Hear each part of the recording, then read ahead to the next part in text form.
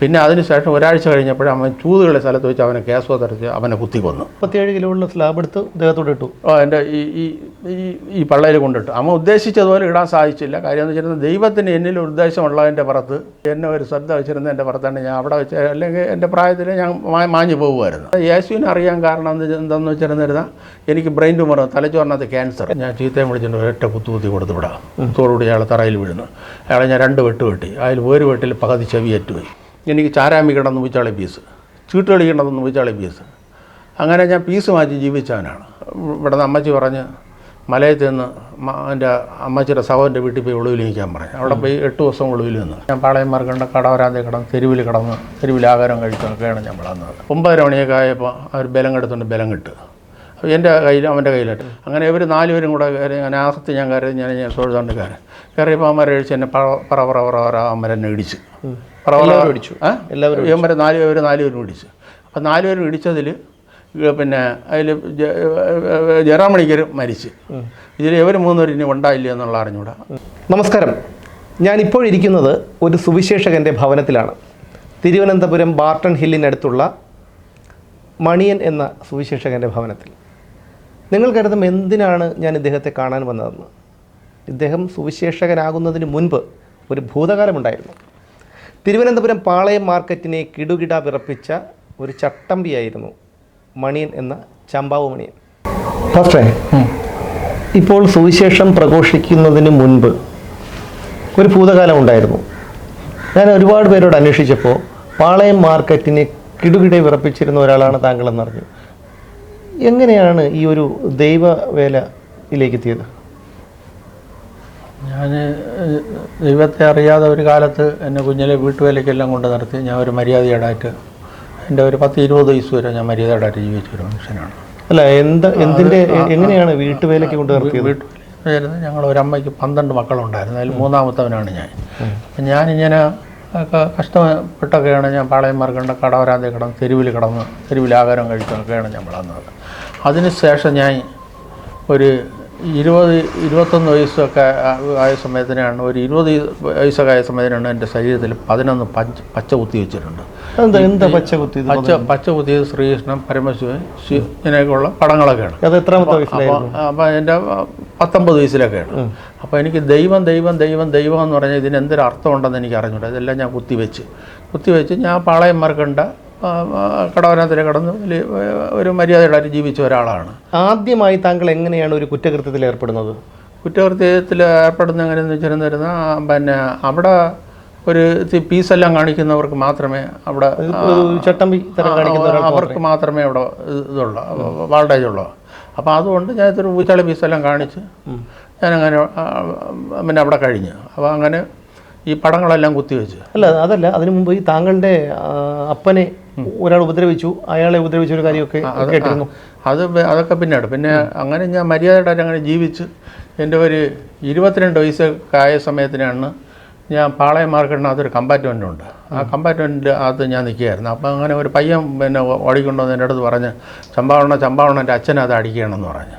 അപ്പോൾ എന്താണെന്നുള്ളത് ഞാൻ ചോദിച്ചില്ല. ഞാൻ വന്ന ഒരവിൽ ചുണ്ണാമ്പ് നീട്ടുന്ന ഇത്ര വലിയൊരു ചട്ടം എൻ്റെ കയ്യിൽ കിട്ടി. അപ്പോൾ ചട്ടം എടുത്തുകൊണ്ട് വന്ന സമയത്തിന് അപ്പച്ചന് ഒരുപാട് ഇടിയെല്ലാം കൊടുത്ത്. പിന്നെ സത്യവേലു എന്ന് പറഞ്ഞ അയാൾ സത്യവേലു എന്ന് പറഞ്ഞാൽ അയാൾ 2 പക്ക അരി വാങ്ങിച്ച് എൻ്റെ അമ്മച്ചിയുടെ കയ്യിൽ നിന്ന് വാങ്ങിച്ച് വീട്ടിൽ കൊണ്ട് കൊടുത്തു. അല്ല, അമ്മയ്ക്ക് അരി കച്ചവടമായിരുന്നു. അപ്പോൾ അരി അയാളെ വീട്ടിൽ കൊണ്ട് കൊടുത്തുകൊണ്ട് അയാൾ ആ മാട്രച്ച് കടയുടെ മുടുക്കിൻ്റെ അവിടെ നിൽക്കുകയായിരുന്നു. അപ്പോൾ അപ്പച്ചൻ ചായ കുടിക്കാനായിട്ട് അതിൽ പയ്യ സമയത്തിനാണ് നേരെ അപ്പച്ചനെ പിടിച്ച് ഒരുപാട് ചീത്തയെല്ലാം പിടിച്ച് ഒരു വൈരാഗ്യമല്ല, അയാൾ കുടിച്ചിട്ടുണ്ടായിരിക്കും. അപ്പോൾ അങ്ങനെ ഒരുപാട് ഇടിയെല്ലാം കൊടുത്തു. അപ്പോൾ എൻ്റെ അടുത്ത് പയ്യന്മാർ വന്ന് പറഞ്ഞ് ചമ്പാവണ്ണൻ്റെ അച്ഛനെ അത് അടിക്കുകയാണെന്ന് പറഞ്ഞു. ഞാൻ അങ്ങനെ വന്ന വരവിൽ എൻ്റെ കയ്യിൽ ചുണ്ണാമ്പ് തീരണത്തിലുള്ള വലിയൊരു ചട്ടവും കിട്ടി. അപ്പോൾ ചട്ടം പിന്നെ എടുത്തുകൊണ്ട് വന്നിട്ട് ചട്ടം ഞാൻ ഇങ്ങനെ ബാക്കിൽ വെച്ചിട്ട് ഞാൻ പറയണം എൻ്റെ അപ്പച്ചനാണ്, അണ്ണ അടിച്ചത് പോട്ടങ്ങ് വിടാമെന്ന് പറഞ്ഞു. അപ്പോൾ 2 പ്രാവശ്യം പറഞ്ഞ് ഇയാൾ കേട്ടില്ല. ഇയാൾ കാലിൻ്റെ ഇടയിൽ കൂടെ കൈയാറ്റി കമത്തി എടുത്തൊരൊറ്റ ഇടാക്കാം. ഇട്ടുടനെ തന്നെ ഞാൻ ചീത്തയും വിളിച്ചിട്ട് ഒരൊറ്റ കുത്തി കൊടുത്ത് വിടാം. തോടുകൂടി അയാൾ തറയിൽ വീഴുന്നു. അയാളെ ഞാൻ 2 വെട്ട് വെട്ടി. അതിൽ ഒരു വെട്ടിൽ പകുതി ചെവിയേറ്റുപോയി. ചട്ടവും കൊണ്ട് തന്നെയാണ് ചട്ടം കൊണ്ട് തന്നെ അതിൻ്റെ പിടി കൊണ്ടാണ് ആദ്യം ഞാൻ കുത്തിയത്. അപ്പോൾ 2ാമത് ചട്ടം ഇത് വെച്ച് ഒരൊറ്റ 2 വെട്ട് വെട്ടി കൊടുത്തു. ഒരു വെട്ടിൽ പകുതി ചെവിയാറ്റി, ഒരു വെട്ട് കഴുത്തിൽ കൊടുക്കുക. അതിന് ശേഷം ഞാൻ നേരെ ഇവിടെയാണ് ഞാൻ താമസിക്കുന്നത്. അങ്ങനെ ഞാൻ ഇവിടെ വന്ന് ഞാൻ ഒരു വിച്ചുവൊക്കെ എടുത്തുകൊണ്ട് എടുത്തുകൊണ്ട് വിച്ചുവ എന്ന് വെച്ചാൽ വിച്ചുവ എന്ന് പറഞ്ഞാൽ കടാര. അപ്പോൾ അതും എടുത്തുകൊണ്ട് നേരെ ഇവിടെ പിന്നെ MLA ക്വാർട്ടേഴ്സിൻ്റെ ഇടാതെ അമ്മച്ചിയെ അപ്പച്ചനെ പിടിച്ചോണ്ട് വരണം. അപ്പോൾ എൻ്റെ അടുത്ത് പറഞ്ഞു, പോലീസോ അല്ല അമ്മച്ചി അപ്പച്ചനെ വിളിച്ചോണ്ട് വീട്ടിൽ വരണം. അപ്പോൾ എൻ്റെ അടുത്ത് പറഞ്ഞടാ, നിൻ്റെ കൈയിനെയും കാലിനെ അമ്മ വെട്ടിക്കളയുമെന്നും. അല്ല, ഗുണ്ടയുടെ പേരെന്തായിരുന്നു? തങ്കവേലു? അല്ല, അയാളുടെ പേര് സത്യവേലു. അദ്ദേഹം ജീവിച്ചിട്ടുണ്ടോ ഇപ്പോൾ? അയാൾ പിന്നെ മരിച്ച, അയാളും മാടനായിട്ട് തുള്ളുന്ന ആളാണ്. മാടനായിട്ട് പിന്നെ തുള്ളുന്ന ആളാണ് അയാളാണ്.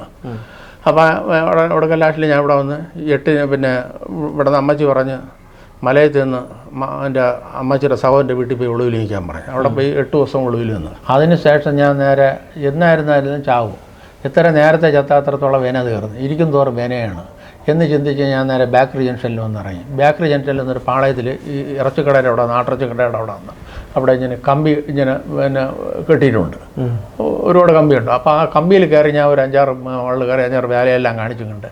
പാളയം മാർഗണ്ണാത്തൊരു കമ്പാർട്ട്മെൻ്റ് ഉണ്ട്. ആ കമ്പാർട്ട്മെൻറ്റിൽ കൊണ്ടുവന്ന് എൻ്റെ ടർലിങ് ഉടുപ്പും ഒരു പോളിസ്റ്റർ മുണ്ടും എടുത്ത് നനച്ച് വെച്ചിട്ട് വിച്ചുവൊക്കെ എടുത്ത് അതിൻ്റെ പിന്നെ കമ്പാർട്ട്മെൻറ്റിൽ വയ്ക്കുന്ന ആളുടെ സൂക്ഷിക്കാൻ കൊടുത്തിട്ട് പിന്നെ ഒരു തോർത്ത് കൊണ്ട് ചട്ടി ഇട്ടിങ്ങനെ അതിന് നിന്നപ്പം കാണുന്നു അവൻ്റെ അനിയൻ സപ്ലൈ കഴിഞ്ഞ് വന്ന് 8ൻ്റെ അന്ന്. സപ്ലൈ എന്ന് പറഞ്ഞാൽ ഹോട്ടലിലെ സപ്ലയർ ഇറച്ചി വെട്ടിക്കുണ്ട്, ഇറച്ചി സപ്ലൈ ചെയ്ത് വന്നു. അവൻ്റെ പേര് സുമാരൻ എന്ന് പറയും. അവൻ നേരെ സപ്ലൈ കഴിഞ്ഞ് വന്ന സമയത്തിനാണ് എല്ലാവരും പറഞ്ഞു കൊടുത്ത് ചമ്പാവമണി വന്നെന്ന് പറഞ്ഞ് എവിടെ നിൽക്കണമെന്ന് ചോദിച്ചു. കമ്പാർട്ട്മെൻറ്റിൽ നിൽക്കണം. അപ്പോൾ അവൻ ഇത്രയുള്ളൊരു വെട്ടോത്തി കൊണ്ടുവന്ന സമയത്തിന് ഞാൻ പറയണം, നീ വെട്ടോത്തി കളഞ്ഞിട്ട് നമുക്ക് ഒറ്റയ്ക്ക് അടിച്ചു നോക്കാമെന്ന് പറഞ്ഞു. ഒറ്റയ്ക്ക് അടിച്ചു നോക്കാമെന്ന് പറഞ്ഞപ്പോൾ ഇവൻ വെട്ടോത്തി കൊണ്ട് അടുത്തടുത്ത് വന്നപ്പോൾ ഞാൻ മതിലെടുത്ത് അപ്പുറത്ത് ആ മുടുക്കിൽ ചാടിയത് ഇവൻ നേരെ വന്ന് എൻ്റെ ടാർലിങ് മുണ്ടിനെ അടുത്ത് വെട്ടി കീറിയ സമയത്തിനാണ് ഞാൻ നേരെ 2 മുണ്ട് സ്ലാപ്പ് തുണ്ടെടുത്തുണ്ടോന്ന് ഒരൊറ്റ എറിഞ്ഞു കൊടുത്തോടെ. എറിയോടുകൂടി അവൻ നേരെ എറിയും കൊണ്ട് വെട്ടോത്തി കൊണ്ട് തന്നെ പാടിച്ചു. അവിടെ ഒരു അശോക ഹോട്ടലെന്ന് പറഞ്ഞൊരു ഹോട്ടലുണ്ട്. ഞാൻ ഹോട്ടൽ വഴിയോ നേരെ ബോഡിയ BJT ആൾ വഴിയെ കറങ്ങി നേരെ പാളയം മാർഗമുണ്ട് മെയിൻകാരനോട് 2 ഗോലി കുപ്പിയും എടുത്തുകൊണ്ടുവന്നു. അപ്പം ഗോലി കുപ്പിയും എടുത്തുകൊണ്ട് വന്ന സമയത്തിന് അവന്മാരെല്ലാം കൂടെ പറഞ്ഞ് അവനെ വിളിച്ചുകൊണ്ട് പോയി. പിന്നെ അതിനുശേഷം ഒരാഴ്ച കഴിഞ്ഞപ്പോഴും അവൻ ചൂതുകളെ സ്ഥലത്ത് വെച്ച് അവനെ കേസ് തരച്ച് അവനെ കുത്തിക്കൊന്നു. ഈ സുമാരനെ വേറെ ടീം. അങ്ങനെ ഞാൻ പാളയം മാർഗിൻ്റെ നടയിൽ ഞാൻ വലിയൊരു മര്യാദയോടായിട്ട് ഞാൻ ജീവിച്ച ഒരാളാണ്. സത്യവേലുവിനെ കണ്ടിട്ടുണ്ടോ? പിന്നെ അതിനുശേഷം ഞാൻ കണ്ടിട്ടുണ്ട്. അതിനുശേഷം പിന്നെ സംസാരിച്ചിട്ടുമുണ്ട്. 1.5 വർഷം വരെ കേസ് പറഞ്ഞു. പുള്ളിക്ക് വൈരാഗ്യം ഉണ്ടായിരുന്നോ? പിന്നീട് അടിക്കാൻ വല്ല മുതിർന്നോ? ഇല്ല അവർ ചേരുന്ന അപ്പോഴും എനിക്ക് ഒരു ഇതുള്ളതിൻ്റെ പുറത്ത് തന്നെ പെട്ടെന്ന് വന്നു. പിന്നീട് ഞങ്ങൾ അതായത് പിന്നെ തിരിച്ച് അങ്ങോട്ട് ആക്രമിച്ചു തുടങ്ങിയപ്പം ആൾക്കാർക്ക് ഒരു ഭയമായി അല്ലേ? പിന്നെ അതിനുശേഷം എന്നെ അവർ എതിർക്കാനായിട്ട് വന്നില്ല. അപ്പം പിന്നെ അതിനുശേഷം ഞാൻ പിന്നെ സെക്രട്ടേറിയറ്റ് വഴി എന്നെ ബലം കെട്ട് കൊണ്ടുവരുന്നുണ്ട്. അതെന്തിനായിരുന്നു? അത് പിന്നെ ഒരു കേസിന് അവർ കൊണ്ടുപോയി. കേസിനെന്ന് പറഞ്ഞാൽ പാളയം മാർഗണ്ട ബാമ്പയാളെന്ന് പറഞ്ഞൊരു സ്ഥലമാണ്. ആ ബാമ്പയാൾ ഇപ്പോഴും അതിനകത്തുണ്ട്. അന്ന് പിന്നെ ബാമ്പയാൾ ജവളിക്കട. അപ്പോൾ അവിടെ ഇങ്ങനെ കിടന്നുറങ്ങിയ സമയത്തിന് പോലീസ് വന്ന് ബീറ്റുകാർ വന്ന് തട്ടി വിളിച്ച് കൊണ്ടുപോയി. അപ്പോൾ കൊണ്ടുപോയ സമയം എൻ്റെ കൂടെ വേറെത്തും കൂടെ ഉണ്ടായിരുന്നു. അപ്പോൾ അമ്മയും കുറച്ച് കഞ്ചാവ് ബേക്കറി ജംഗ്ഷനിലൂടെ കൊണ്ടുവന്നിട്ട് നേരെ അവനെ എന്നെ ആയിട്ട് കൊണ്ടുപോയി ഞങ്ങൾ ലാക്കപ്പിനകത്തിട്ട് കൊണ്ട് പിറ്റേന്ന് രാവിലെ ആയ സമയത്തിനാണ് ഇവൻ നേരെ അവന്മാർ നേരെ ആൾക്ക് 3 ദോശ വാങ്ങിച്ചിട്ടുണ്ട്. പോലീസ് അത് കഴിച്ചിട്ട് അവന് നമ്മൾ ഇത്രയുള്ള 2 സീറ്റ് പേപ്പർ എടുത്തുകൊണ്ട് എൻ്റെ കൈയടയാളം ഇങ്ങനെ വെച്ച് ഒരു 3 ഇതിൽ എൻ്റെ ഈ പടങ്ങളെല്ലാം കുത്തിവെച്ച് എൻ്റെ പൊക്കവും അളവും എല്ലാം കുത്തിവെച്ച് അതെല്ലാം കഴിഞ്ഞ് ഒരു 9:30 മണിയൊക്കെ ആയപ്പോൾ അവർ ബലം കിട്ടും. അപ്പോൾ എൻ്റെ കയ്യിൽ അവൻ്റെ കയ്യിലിട്ട്. അപ്പോൾ ഈ കഞ്ചാവ് അവരെടുത്ത് പോലീസുകാരെടുത്ത് കഞ്ചാവ് വിൽക്കുന്നവർക്ക് കൊണ്ടുകൊടുത്ത് അവർ പൈസ വാങ്ങിച്ച് അവരെടുക്കും. അങ്ങനെയാണ് എൻ്റെ ചിന്ത. അപ്പോൾ ഞങ്ങൾ നേരെ കോടതിയിൽ കൊണ്ടുപോയി. അപ്പോൾ കോടതിയിൽ കൊണ്ടുപോയ സമയത്തിന് ആ ചിറക്കുളം ഇറങ്ങിയപ്പോൾ ഈ സമയത്തിനാണ് അതിലൊരു പോലീസുകാരൻ പറഞ്ഞ് ഈ കുറ്റപത്രം വായിക്കുന്ന സമയം ഈ കുറ്റം സമ്മതിച്ചിട്ടുണ്ടെന്ന് പറഞ്ഞിരുന്നു, നിങ്ങൾ വെറുതെ വിടുമെന്ന് പറഞ്ഞു. അപ്പോൾ ഉടനെ തന്നെ പേര് വിളിച്ച സമയത്തിന് ചെല്ലപ്പൻ മണിയെ 19 വയസ്സ്, പിന്നെ ബേക്കറി ജംഗ്ഷൻ വഴിയെ പിന്നെ ബീറ്റുകാരെ കണ്ട് കറുത്ത മുട്ടാക്കും ഇട്ടുകൊണ്ട് പിന്നെ പതുങ്ങി ഈ കുറ്റം സമ്മതിക്കണുണ്ടാവെന്ന് ചോദിച്ചു. ഞാൻ കിടന്ന ബാമ്പയാളുടെ അവിടെയാണ്. ഞാൻ പറഞ്ഞു പോകാമെന്ന് പറഞ്ഞു. അപ്പം കുറ്റം സമ്മതിച്ച വെറുതെ വിടുമെന്നാണ് പോലീസുകാർ പറഞ്ഞു തന്നത്. അപ്പോൾ അതേപോലെ എന്നെ വെറുതെ വിട്ട്. പിന്നെ അല്ലാതെ ഞാൻ ഒരുത്തിനാ പിന്നെ വെള്ളക്കപ്പ എന്ന് പറയാം, അവന് മ്യൂസിയത്തിനകത്ത് ജോലി ഉണ്ടായിരുന്നു. അപ്പോൾ ഞങ്ങൾ പിന്നെ ഈ കനാകുന്നിലും മ്യൂസിയത്തിനകത്ത് പണ്ട് കല്യാണം നടക്കുന്ന കനാകുന്നിനകത്തൊക്കെയാണ്. അപ്പോൾ അവിടെ പ്ലേറ്റ് എഴുവാനും ഇതിനൊക്കെ HE വകുപ്പിലൊക്കെ ഞങ്ങളവിടെ പോകും. അങ്ങനെ പ്ലേറ്റ് അങ്ങനെ ഒരു ഇതിലുണ്ടായിരുന്നു. അപ്പോൾ ഈ വെള്ളക്കപ്പേനെ ഞാൻ അപ്പം വെള്ളക്കപ്പേനെ അടിച്ച സമയത്ത് വെള്ളക്കപ്പ എന്ന് പറഞ്ഞു കഴിഞ്ഞാൽ വെള്ളക്കപ്പ എന്ന് പറഞ്ഞാൽ അവൻ്റെ ഇരട്ട പേരാണ്. അവന് മ്യൂസിയത്തിനകത്ത് ജോലി ഉണ്ടായിരുന്നു. അപ്പോൾ ആ കേസിൽ എന്നെ പിടിച്ചൊരു കേസിൽ എന്നെ പഞ്ചാബ് ബാങ്കിൽ കിടന്ന് ഉറങ്ങിയ സമയം ഉറക്കത്തിൽ എൻ്റെ കയ്യെ കെട്ടിക്കളഞ്ഞു. പിന്നെ പോലീസ് സർവനും കൂടെ വന്ന്. അപ്പം ഞാൻ അന്ന് 19 വയസ്സ് 20 വയസ്സിനകത്തൊക്കെ വരും. അപ്പം ഞാൻ പിന്നെ കഞ്ചാവ് കോലി കിറങ്ങി അങ്ങനെ അവിടെ കിടന്ന സമയത്തിന് എന്നെ കെട്ടിക്കൊണ്ടു കളഞ്ഞു. കെട്ടിക്കൊണ്ട് അമ്മ കണ്ടവനൊക്കെ ഉപദ്രവിച്ചിട്ട് പോലീസുകാർ ഉപദ്രവിച്ചോ? പിന്നെ അവർ ശരിക്കും ഉപദ്രവിച്ചിട്ട് അവർ ലാക്കപ്പിനകത്ത് ഇടുന്ന സമയത്തിന് നമ്മളെ വസ്ത്രം കംപ്ലീറ്റ് അവർ ഊരി വാങ്ങിക്കും. കാര്യം എന്താണെന്ന് വെച്ചിരുന്നക്കാർ തൂങ്ങിച്ചാവേ എന്തെങ്കിലും ചെയ്ത് കളയുമെന്നും പറഞ്ഞുകൊണ്ട് ഈ ജട്ടി ട്രാസാണെങ്കിൽ അതിൻ്റെ പിറ്റേന്ന് എവിടെയെങ്കിലും പോകാൻ സമയത്തിന് അവർ അതിൻ്റെ ബാക്കിയുള്ള വസ്ത്രം തരുവുള്ളൂ. അങ്ങനെ അവിടെ ലാസ്റ്റിൽ പിന്നെ ആ കേസിൽ ഞാൻ ഒരു 18 ദിവസം വരെ ആദ്യം 18 ദിവസം റിമാൻഡ് വെച്ച് രണ്ടാമത് തന്നെ പിന്നെ 10 വർഷം കൂടെ നീട്ടി പിന്നെ ഞാൻ ഇറങ്ങി. പിന്നെ അതിന് ശേഷം വേറെ അവിടെ മാർഗൻ്റെ ഇടയിലിടുന്ന ഒരു സംസാര വ്യത്യാസം ഒരു പ്രശ്നം വന്ന സമയത്തിന് അങ്ങോട്ടും ഇങ്ങോട്ടും അടിയായ സമയത്തിന് ID സെക്ഷനിലുള്ള പോലീസുകാരന്മാർ വന്ന് അവന്മാരെന്നെ പിടിച്ചുകൊണ്ട് പോയി. എന്നെ അവന്മാരെയും അങ്ങനെ പിടിച്ചുകൊണ്ട് പോയിട്ടുണ്ട്. അങ്ങനെ ഞാൻ ഒരു മര്യാദയായിട്ട് ഉപദ്രവം ഇഷ്ടംപോലെ അടിച്ചിട്ടുണ്ട് പോലീസുകാരല്ലേ? പോലീസുകാർ എന്നെ ഇഷ്ടംപോലെ അടിച്ചിട്ടുണ്ട്. പിന്നെ അതിന് ശേഷം പിന്നെ പാളയം മാർഗണ്ട ആ കമ്പാർട്ട്മെൻറ്റ് അവിടെ ഒരു കമ്പാർട്ട്മെൻ്റ് ഉണ്ട്. കമ്പാർട്ട്മെൻറ്റിൽ ഒരു തുണി നനയ്ക്കുന്ന സ്ലാപ്പാണ്. ആ സ്ലാപ്പ് ഏതാണ്ട് ഇത്രയും ഇത് വരും. അത് 37 കിലോ വെയിറ്റ് ഉണ്ട്. 37 കിലോ വെയിറ്റ് ഉണ്ടെന്ന് എൻ്റെ പറയാനുള്ള ഇതെങ്ങനെയെന്ന് വെച്ചിരുന്നാൽ അവൻ എന്നെ അങ്ങനെ ചെയ്യാൻ കാര്യം വെച്ചിരുന്നാൽ എൻ്റെ ഒരു ശിഷ്യയും അസനാരെന്ന് പറഞ്ഞൊരുത്തുണ്ട്. അവൻ്റെ തലേനെ അവൻ എറിഞ്ഞ് പൊട്ടിച്ച്. അപ്പോൾ എറിഞ്ഞ് പൊട്ടിച്ചാൽ ഞാനാണ് അവിടുത്തെ പൈലുള്ള ലീഡർ എന്ന് പൈലുള്ള ലീഡർ എന്ന് വെച്ചിരുന്നാൽ ഇത് വെളിയിൽ നിന്നൊക്കെ നാടുവിട്ടൊക്കെ പറഞ്ഞ പയ്യന്മാരെല്ലാം കൂടെ ഞങ്ങളവിടെ കടവരാന്തയിൽ കിടന്നവരാണ്. അപ്പോൾ അന്നത്തെ കാലം അങ്ങനെയുള്ള കാലമാണ്. അപ്പോൾ അവരുടെ ലീഡർ ഞാനാണ്. അപ്പോൾ അസനാൻ്റെ തലേനെ എറിഞ്ഞ് പൊട്ടിച്ചപ്പോൾ അവരെല്ലാം കൂടെ ചോദിച്ചു ചമ്പാവണി എന്നെ അടിച്ചാണ്. എന്നെ അടിച്ച് ഞാനും അടിക്കും. അങ്ങനെ അവനെ ഞാൻ ഒരുപാട് ഇടിയെല്ലാം കൊടുത്തു. ഒരുപാട് ഇടിയെല്ലാം കൊടുത്തിട്ട് പിന്നെ ഞാൻ ഒരു എഗ്രിമെൻറ്റ് പറഞ്ഞു. ഞാൻ പറഞ്ഞു നീ എന്നെ ഒന്ന് വല്ല നച്ചാവിച്ചാലെന്തെങ്കിലും ചെയ്തിട്ട് പോയിരുന്ന ഒരു ഇടി ഇടിച്ചെന്നിട്ട് മണ്ണുവാരി തിന്നണമെന്ന് പറഞ്ഞാൽ നീ എൻ്റെ ഇടി മേടിച്ച് മണ്ണുവാരി തിന്നു. ഇതാണ് എൻ്റെ എഗ്രിമെൻറ്റ്.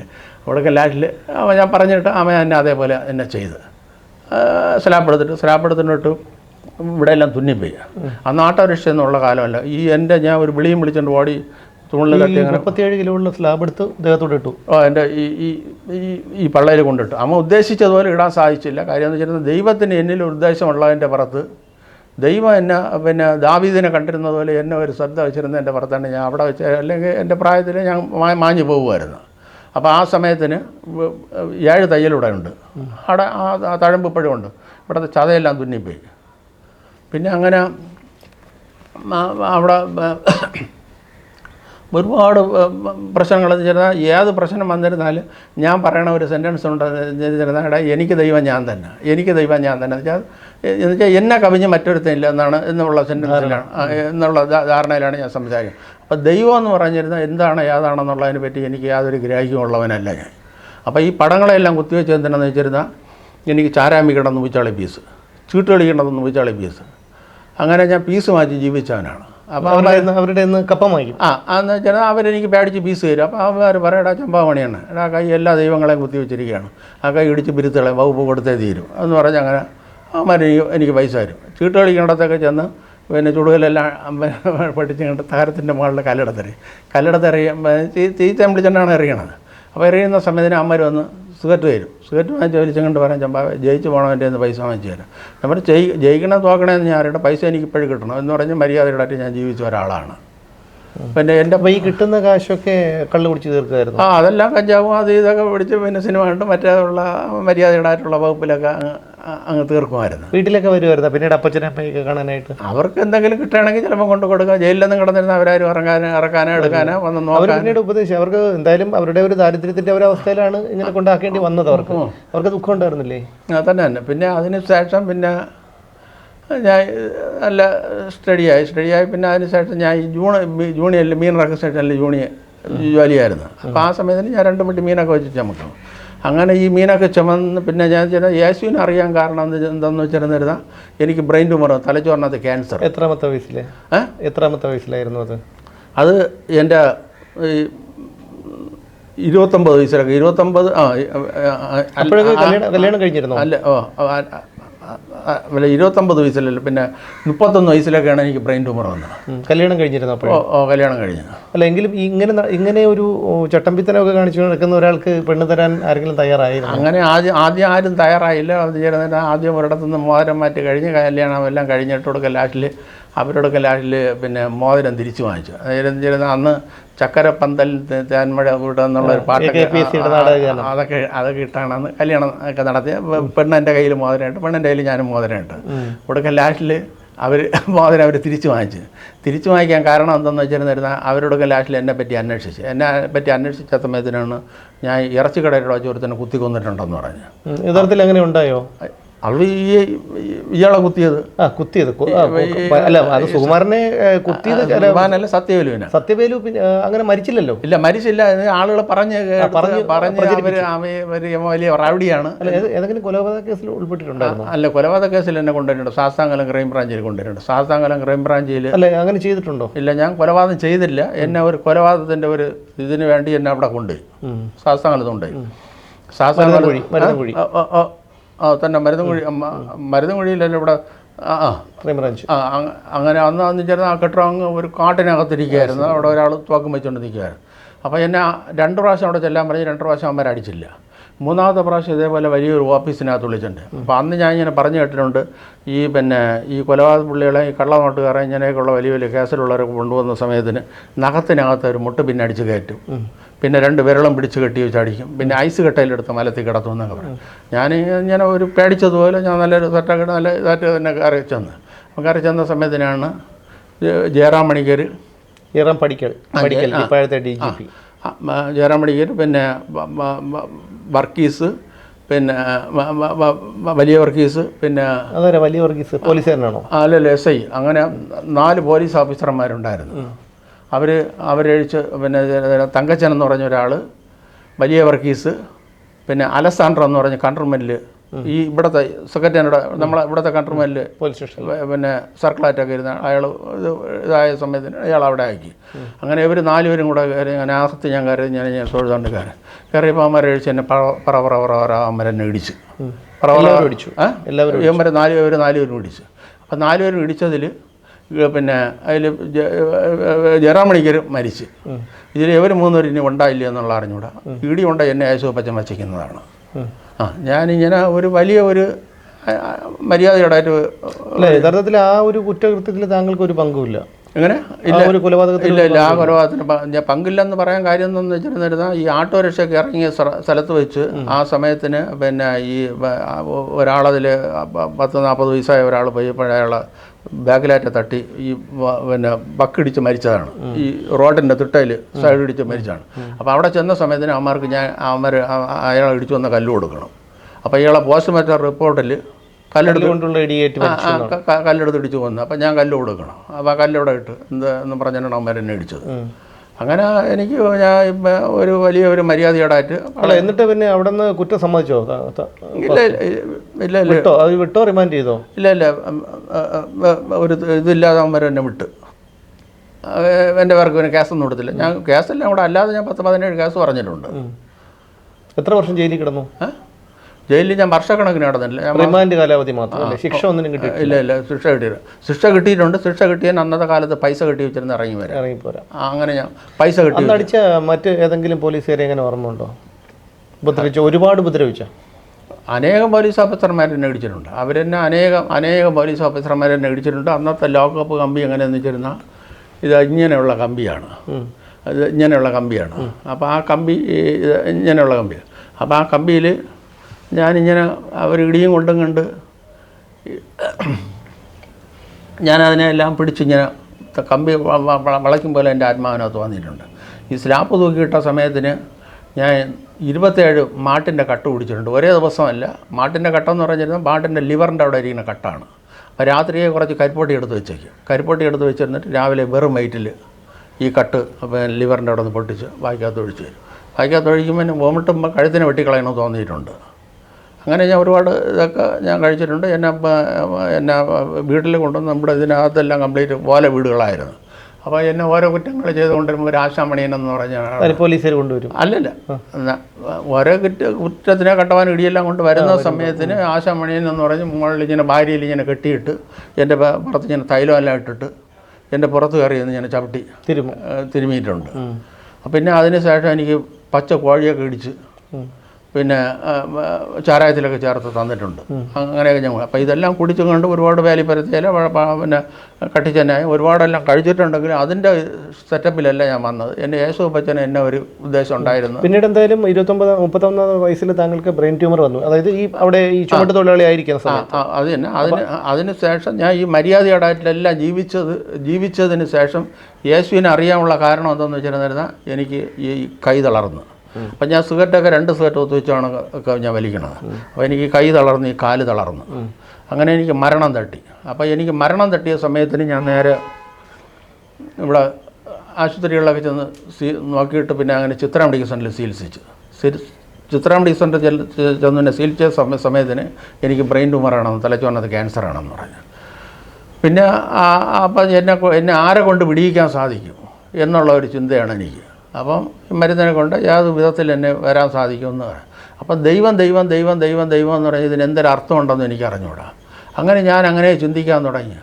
സ്വർഗത്തിനും സമുദ്രത്തിനും പർവ്വതത്തിനും ആകാശത്തിനും ഭൂമിക്ക് ഈ പ്രപഞ്ചത്തിനും നമുക്ക് ഒരു ഉടമാസമുണ്ട്, യേശുപ്പച്ചനാണ്. യേശുപ്പച്ചൻ വിചാരിച്ചിരുന്ന സാധിക്കാത്ത ഒരു കാര്യവുമില്ല എന്ന് ഞാൻ ചിന്തിക്കാൻ തുടങ്ങി. ഞാൻ കരയാൻ തുടങ്ങി. അന്ന് തന്നെ പോലീസ് ഓഫീസർമാരെ എന്നെ ഇടിക്കുമ്പോൾ ഞാൻ കരയില്ല. ഞാൻ വിളിക്കും.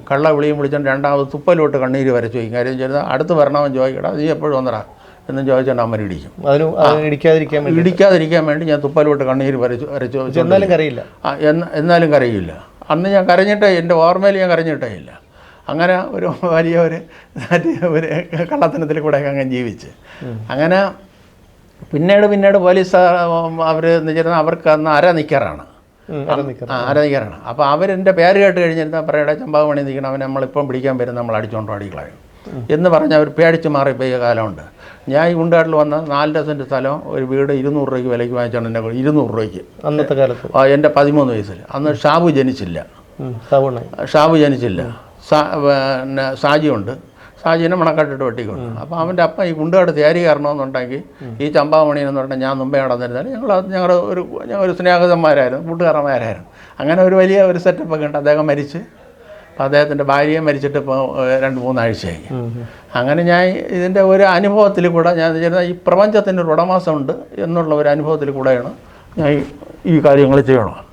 അപ്പോൾ എന്നെ ദൈവം വിടിയിച്ചതിന് ശേഷം ദൈവത്തിന് വേണ്ടി എനിക്ക് എന്തെങ്കിലും ചെയ്യണം എന്നുള്ള ഒരു അസുഖം പൂർണ്ണമായി ഭേദമായി. പൂർണ്ണമായിട്ട് എന്ന് വെച്ചാൽ പിന്നീട് കുറച്ച് ദിവസം കഴിഞ്ഞപ്പോൾ കണ്ട് എനിക്ക് കിഡ്നിക്ക് കയറാറ്, മൂത്രം ഒഴിക്കണ കംപ്ലീറ്റ് ബ്ലഡ് അതും മാറി. അപ്പം ഞാൻ സൈക്കിളിലാണ് ഇതെല്ലാം കൊണ്ടുപോകണത്.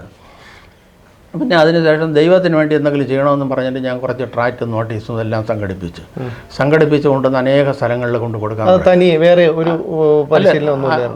എൻ്റെ കൂടെ ഭരതന്നൂരുള്ള ഊളമ്പാറ ആശുപത്രിയിൽ 2 വർഷം പിന്നെ മുടുതുണിയില്ലാടന്നൊരു ബാബു എന്ന് പറഞ്ഞു ഉണ്ട്. മാനസിക രോഗം അയാൾ ഈ ബന്ദിക്കോസിൻ്റെ ഇതിൽ എൻ്റെ കൂടെ ഇത് കൊടുക്കാനായിട്ടുണ്ട്. പലിയോറ സുരേഷ് എന്ന് പറഞ്ഞ് ഇപ്പോഴും ഉണ്ട്. അവരൊക്കെ ഇതാണ്ട് ഈ ഫോട്ടോത്തിലുണ്ട്. ഇതാണ് ബാബു എന്നുണ്ട്. ഇത് പിന്നെ സുരേഷ് ഇവിടെ ഉള്ള അവരെല്ലാം എൻ്റെ കൂടെ ഇവരെല്ലാം ഉണ്ട്. പിന്നെ സുരേഷ് എന്ന് പറയുന്ന ആൾ പിള്ളേർ ജയിൽ മുതൽ സെൻട്രൽ ജയിൽ വരെ പല ജയിലുകളിലും കിടന്ന ആളാണ്. അമ്മയും പിന്നെ രാജാക്കന്മാരുടെ കാലത്ത് തുറക്കാത്ത പൂട്ടവൻ തുറക്കും. അങ്ങനെ എൻ്റെ കൂടെ എന്നെ പോലെ അനുഭവ സാക്ഷിയുള്ളവരാണ് എൻ്റെ ഇവിടെ ഈ വചനം കൊടുക്കാനായിട്ട് വരണം. അങ്ങനെ കൊടുത്ത് വന്ന സമയത്തിനാണ് ഞങ്ങൾ നേരെ കുറേ തമിഴിലുള്ള കുറച്ച് കിട്ടി. അപ്പോൾ അത് കൊണ്ടുവന്ന് നാവൂരിൽ ആശുപത്രി കൊടുക്കാനായിട്ട് പോയ സമയത്തിനാണ് ഞങ്ങൾക്ക് നാവൂരിൽ തമിഴ്നാടേ അറിഞ്ഞൂടാ. അപ്പോൾ അവിടെ ചെന്ന സമയത്തിന് ഇത്രയും വർഷമായിട്ടും തമിഴ്നാട്ടിൽ പോയിട്ടില്ല. ഇല്ല.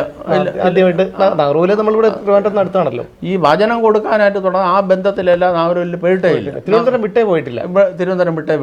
ഇല്ല. തിരുവനന്തപുരം പിന്നെ പോയിട്ടുണ്ട്. യൂണിയൻ്റെ ആവശ്യത്തിന് വേണ്ടി ഞാൻ പിന്നെ എറണാകുളത്ത് ഒരു സമ്മേളനത്തിന് പോയിട്ടുണ്ട്, അല്ലാതെ ഞാൻ പോയിട്ടില്ല. അങ്ങനെ നേരെ അവിടെ ഈ വചനം കൊടുക്കാനായിട്ട് പോയി. അവിടെ ചെന്ന സമയത്തിനാണ് നമുക്ക് തമിഴ് അറിഞ്ഞൂടാം. അപ്പം മെഡിക്കൽ കോളേജ് ആശുപത്രി എവിടെ ഇരിക്കണമെന്ന് ചോദിച്ചു. അപ്പോൾ മെഡിക്കൽ കോളേജ് ആശുപത്രി എവിടെ ഇരിക്കണമെന്ന് ചോദിച്ചപ്പോൾ ഞാൻ പറഞ്ഞ് എന്ത് മെഡിക്കൽ കോളേജ് എന്ന് ചോദിച്ചു. അപ്പം പിന്നെ എനിക്ക് ഒരു ബുദ്ധി വന്നിട്ട് ഞാൻ പറഞ്ഞ് ഇങ്ങനെ ഗവൺമെൻറ് ആശുപത്രി പെരിയ ആശുപത്രി അങ്ങ് ഇരിക്കുന്നതെന്ന് പറഞ്ഞു. അപ്പം പറഞ്ഞ് ആശാരിപ്പള്ള ആശുപത്രി. അപ്പോൾ അവിടെ കൊണ്ടുവന്ന് വചനം അതിന് ശേഷം ഞങ്ങൾ തമിഴ്നാടുകളിൽ അനേക ആശുപത്രികളിൽ എൻ്റെ കയ്യിൽ വലിയ ഇതേപോലത്തെ വലിയ ഫോളി ബൈബിളൊക്കെ ഇഷ്ടംപോലെ പെട്ടിക്കണക്കിന് മുകളിൽ ഇരിപ്പുണ്ട്. എൻ്റെ കയ്യിൽ 13 ഭാഷയിലുള്ള ബൈബിൾ ചെയ്ത് എൻ്റെ മുകളിൽ എൻ്റെ കയ്യിൽ സെറ്റപ്പ് ചെയ്ത് ഞാൻ വെച്ചിട്ടുണ്ട്. അപ്പോൾ അങ്ങനെ ഇങ്ങനെ പല സ്ഥലങ്ങളിൽ ഞങ്ങളത് കൊടുക്കാൻ തുടങ്ങി. അപ്പം കൊടുക്കാൻ തുടങ്ങിയ സമയത്തിനാണ് തിരുനെൽവേലി ആശുപത്രിക്കകത്ത് ഞങ്ങളത് ചില പണ്ടത്തെ കാലത്ത് ഏഡ് വേഴ്സൊന്നുമില്ല. അപ്പോൾ ഏഡ് വേഴ്സുള്ള പോലീസുകാരെ കൊണ്ട് വലിയ പ്രശ്നമില്ല. ഇതിന് സുവിശേഷ വിരോധികളുണ്ട്. അപ്പോൾ അവർ വിളിച്ചുകൊണ്ടത് മതം മാറ്റണം അങ്ങനെ ഇങ്ങനെ എന്നൊക്കെ ചോദിച്ചും കൊണ്ട് നമ്മൾ അടിക്കാനും കുതിരയും. അപ്പോൾ അങ്ങനെ വന്ന് നേരെ പിന്നെ SIയുടെ വിളിച്ചുകൊണ്ട് അപ്പോൾ ഒരു തമിഴ്നാട്ടിൽ വെച്ച് തമിഴ്നാട്ടിൽ പിന്നെ തിരുനെൽവേലി ആദ്യമായിട്ട് അപ്പോൾ അവിടെ ചെന്ന് അവരിങ്ങനെ കാലും വെച്ചുകൊണ്ടിരിക്കണം.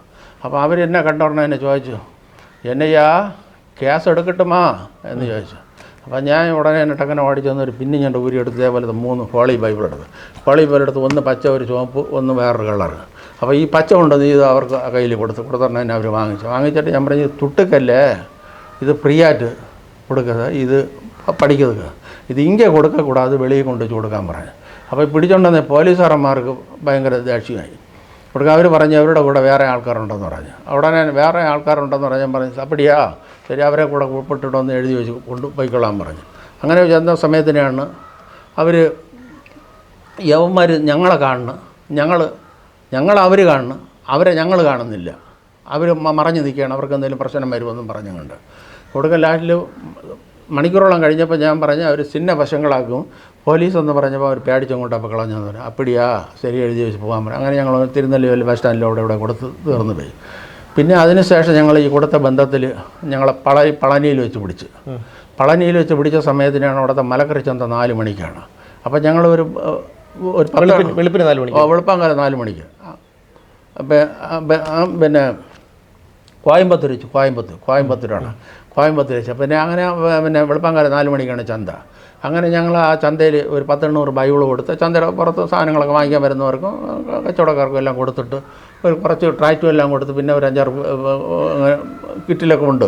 അങ്ങനെ കൊടുത്തുകൊണ്ട് കാരണം RSS അവരുമായിട്ട് ഇതിനെ വിരോധികളുമായിട്ട് പ്രശ്നമായി.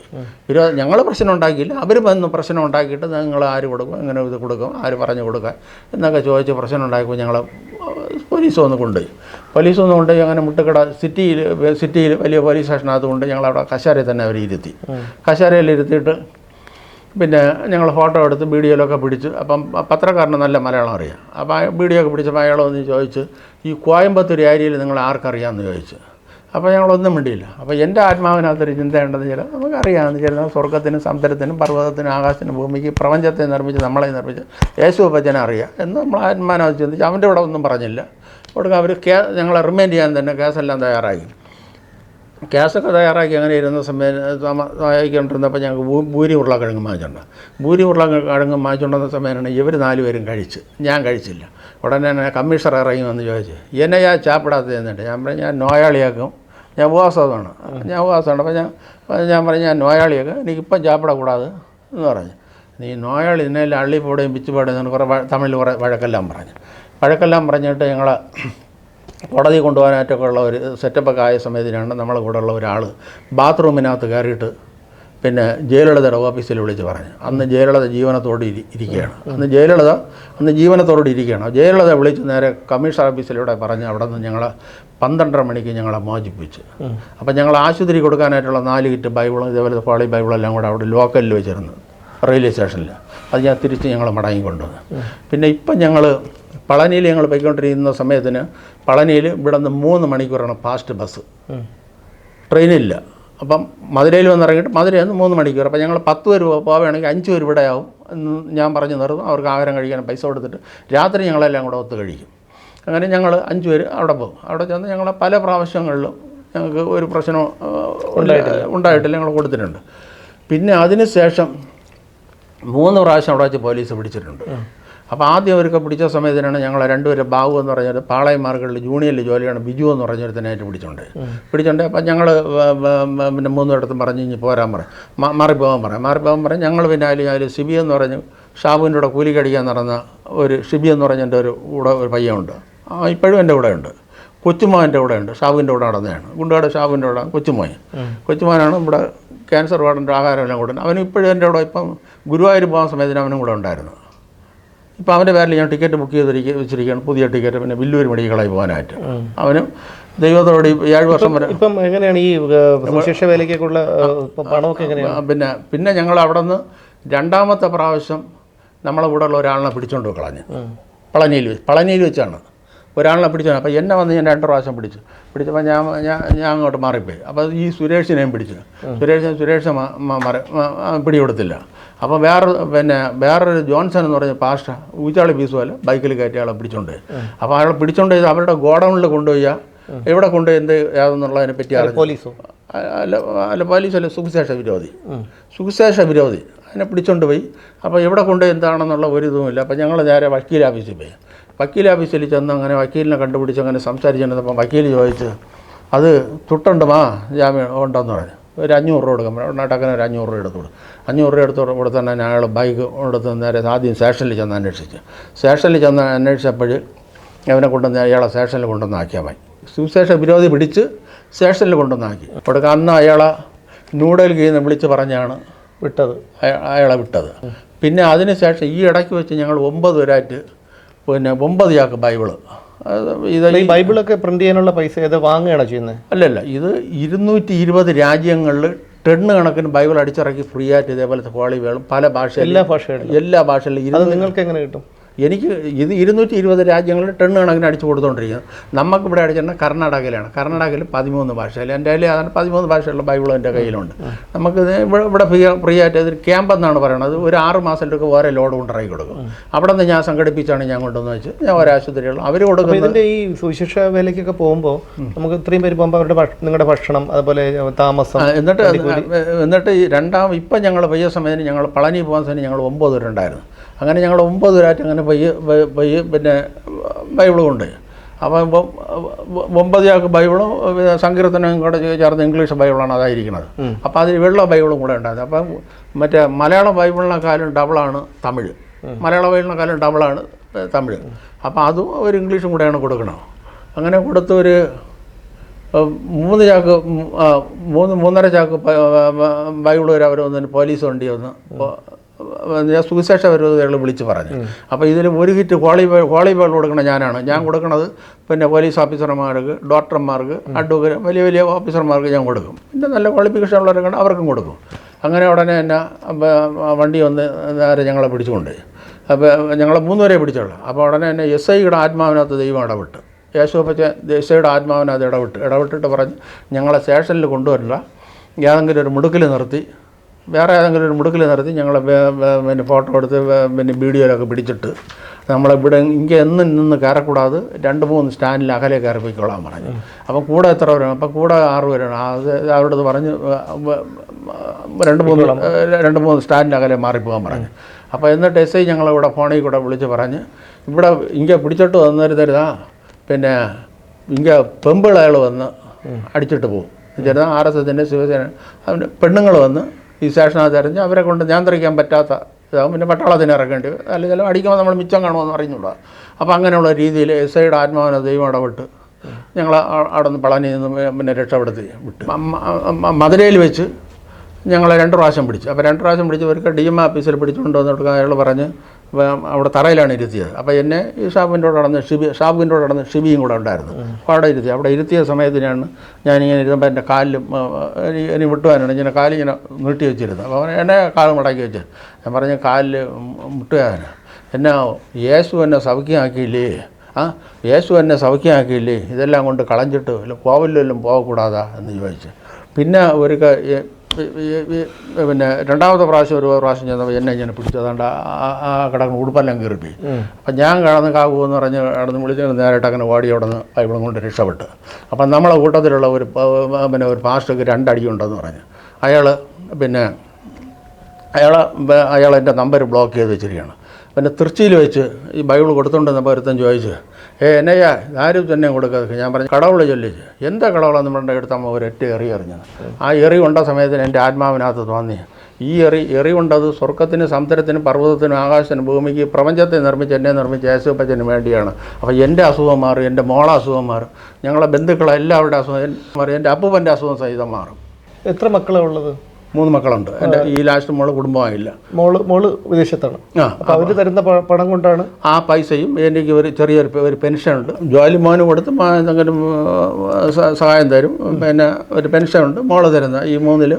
പിന്നെ നമ്മളെ കൂടെ വരുന്നവർ ചിലവരെന്തെങ്കിലുമൊക്കെ ചെയ്യും. എനിക്കൊരു പ്രോൺസറൊക്കെ ഉണ്ടായിരുന്നു. ഈ മഹാമാരി വന്നതിന് ശേഷം പ്രോൺസറെല്ലാം മാറി. അപ്പോൾ അതിന് ശേഷം 2.5 മാസത്തെ മഴ വന്ന് പിന്നെ 34 ഡാം തുറന്നു വിട്ട്.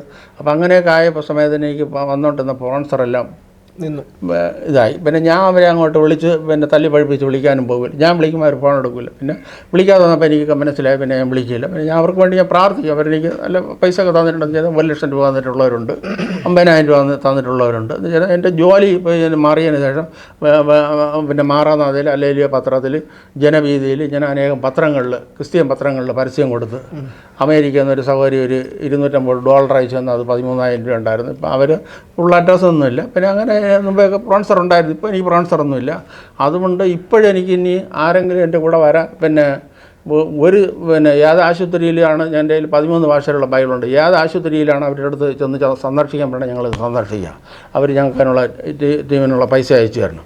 അതല്ലെന്നുണ്ടെങ്കിൽ ഒരാളിനുള്ള പൈസ ഞങ്ങൾക്ക് തന്നിരുന്നിരുന്നാൽ ഞങ്ങൾ അവർക്ക് വേണ്ടി പിന്നെ പ്രാർത്ഥിക്കും. ഞങ്ങൾ ട്രെയിനിലിരിക്കുന്ന സമയത്തിന് ഞങ്ങളിങ്ങനെ വളഞ്ഞിരുന്ന് ഇങ്ങനെ ഇരുന്ന് പ്രാർത്ഥിക്കും. ഒരിക്കൽ ഞങ്ങൾ മദ്രാസിൽ പോയായിരുന്നു. മദ്രാസിൽ പോയ സമയത്തിന് ഞങ്ങളിങ്ങനെ വളഞ്ഞിരുന്ന് പ്രാർത്ഥിക്കണം. അവർ ശബരിമല പോകാനായിട്ട് ഇങ്ങനെ കെട്ടെല്ലാം കെട്ടി വെച്ചിട്ടുണ്ട്. ഒരുപാട് കുറികളെല്ലാം പിടിച്ചിട്ടുണ്ട്. അവർ കരഞ്ഞതുപോലെ അവരിയ്ക്കുകയാണ്. ഞങ്ങളിങ്ങനെ പാട്ടുപാടി പ്രാർത്ഥിച്ച സമയത്താണ് പാട്ടുപാടി കൈയടിച്ച് പ്രാർത്ഥിച്ചപ്പോൾ അവരും കൈയടിച്ച് പിന്നെ ചിരിച്ചും കണ്ട് പ്രാർത്ഥിച്ച്. അതുകൊണ്ട് ആർക്കെങ്കിലും ഒരാളിൻ്റെ പൈസ ഒരാൾ അയച്ചു തരാൻ പറ്റുമെന്നുണ്ടെങ്കിൽ അയച്ചു തരുന്ന ഒരാൾ ദൈവമേ എന്ന് വിളിക്കുന്നത് ആശുപത്രി കയറുമ്പോഴേ വിളിക്കുള്ളൂ. പാളയം മാർഗണത്ത് എന്തെങ്കിലും കലുപ്പ് കിടന്നിരുന്നാൽ അതിൽ മുൻപന്തിയിൽ ഞാൻ പറയുന്ന വാക്കെങ്ങനെ ചെയ്താൽ എനിക്ക് ദൈവം ഞാൻ തന്നെ, എന്നെ കവിഞ്ഞ് മറ്റൊരുത്തനില്ല എന്നുള്ള ഒരു സെൻറ്റൻസിലാണ് ഞാൻ പറഞ്ഞത്.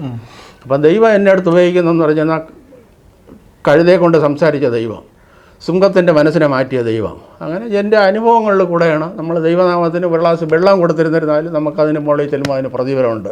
പിന്നെ അവിടെ ചെന്ന് പിന്നെ ഞാൻ ഇവിടെ ചിലവരുടെ അടുത്തൊക്കെ എന്തെങ്കിലും പറയുമ്പോൾ ഞാൻ പറയടേ പിന്നെ മരണത്തിന് ശേഷം ഒരു ജീവിതമുണ്ട്. അപ്പം കൂലിക്കടിക്കണവൻ്റെ അടുത്ത് അങ്ങനെ പറഞ്ഞിരുന്നാലേ പറ്റുള്ളൂ. അവിടെ ചെന്ന് കൂലിക്കടിക്കാനോ വെള്ളയടിക്കാനോ സൈക്കിളോടിക്കാനോ ഇതൊന്നും അവിടെ എടുക്കില്ല. ഈ വചനപ്രകാരം ജീവിച്ചില്ല കോടാനകോടി വർഷം നിത്യ നരകമാണ്. ഈ പ്രപഞ്ചത്തിൻ്റെ ഒരു ഉടമസ്ഥനുണ്ട്, യേശുവാണ്. നമ്മൾ ആത്മാവിനെ നഷ്ടപ്പെടുത്തിയിരുന്ന നമ്മൾ സർവ്വലോകം നേടിയിരുന്നിരുന്നാലും നമ്മൾ ആത്മാവിനെ നഷ്ടപ്പെടുത്തിയിരുന്ന എന്ത് പ്രയോജനമുണ്ടെന്ന് ബൈബിളിൽ വാക്യമുണ്ട്. ഞാൻ എൻ്റെ അനുഭവം കൊണ്ടാണ് ഞാൻ ഇത് ചെയ്യണത്. ഇങ്ങനെയാണ് മനുഷ്യരുടെ ജീവിതം. എങ്ങോട്ടാണ് എപ്പോഴാണ് വഴിമാറി ഒഴുകുന്നതെന്നറിയില്ല. 12 മക്കളിൽ 3ാമനായി ജനനം. വീട്ടിലെ ദാരിദ്ര്യം കാരണം മറ്റു വീടുകളിൽ അടുക്കളപ്പണിക്കും മറ്റു ജോലികൾക്കുമായി പോയി തെറ്റിൻ്റെ പാതയിലേക്ക് തിരിഞ്ഞു. വർഷങ്ങളോളം അങ്ങനെ ജീവിച്ചു. ഒടുവിൽ മാരക രോഗം പിടിപെട്ട് അദ്ദേഹത്തിൻ്റെ കണ്ണു തുറന്നു. തന്നെ സൗഖ്യപ്പെടുത്തിയത് യേശുവാണെന്ന് അദ്ദേഹം വിശ്വസിക്കുന്നു. രോഗത്തിൽ നിന്ന് മുക്തനായതിനു ശേഷം അദ്ദേഹം യേശുവിന് വേണ്ടി വചനപ്രഘോഷണം നടത്തുകയാണ് നാടുനീളെ. അദ്ദേഹത്തിന് സാമ്പത്തിക സഹായം ആവശ്യമുണ്ടെന്നാണ് ഒരു കാലത്ത് പാളയം മാർക്കറ്റിനെ വിറപ്പിച്ച ചമ്പാവു മണിയൻ എന്ന മണിയൻ പാസ്റ്റർ പറയുന്നത്. അദ്ദേഹത്തിൻ്റെ മൊബൈൽ നമ്പർ ഞങ്ങൾ ഇതോടൊപ്പം കൊടുക്കുന്നു. അദ്ദേഹത്തെ ബന്ധപ്പെടേണ്ടവർക്ക് ആ നമ്പറിൽ അദ്ദേഹത്തെ വിളിക്കാം. വീണ്ടും കാണാം.